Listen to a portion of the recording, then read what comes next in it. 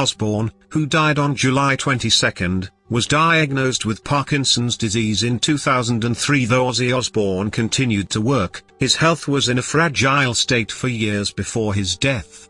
One day after the Black Sabbath frontman died on July 22 at age 76, a source tells people that his health became a hurdle in his journey back to England with wife Sharon Osbourne.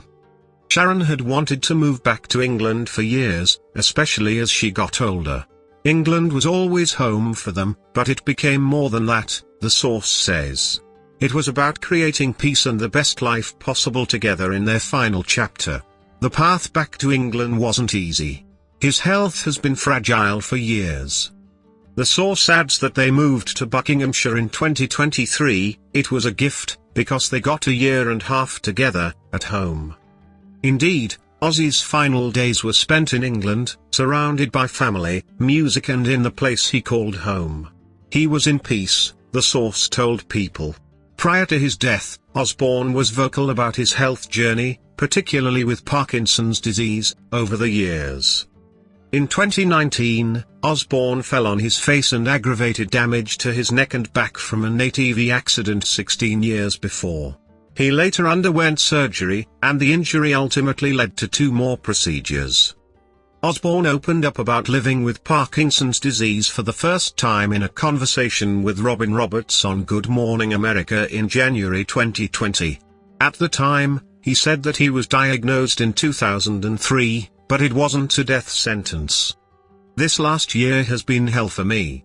I've had surgery on my neck. I've announced to the world that I've got Parkinson's. It's been one rock and roll year for me," he said days later on CBS's Grammy Red Carpet Live pre-show, which he walked with a cane.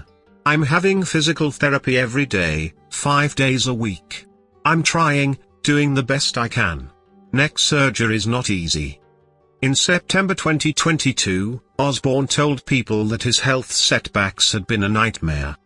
"That's the only thing that reminds me I'm getting older, things going wrong and not working anymore," Osbourne said. "But I still feel young at heart." At the time, he added, "I am determined to get back on stage even if I have to be nailed to a board and wheeled on. Survival is my legacy." Most recently, in February 2025, Osbourne shared on his SiriusXM radio show that he could no longer walk. "I have made it to 2025.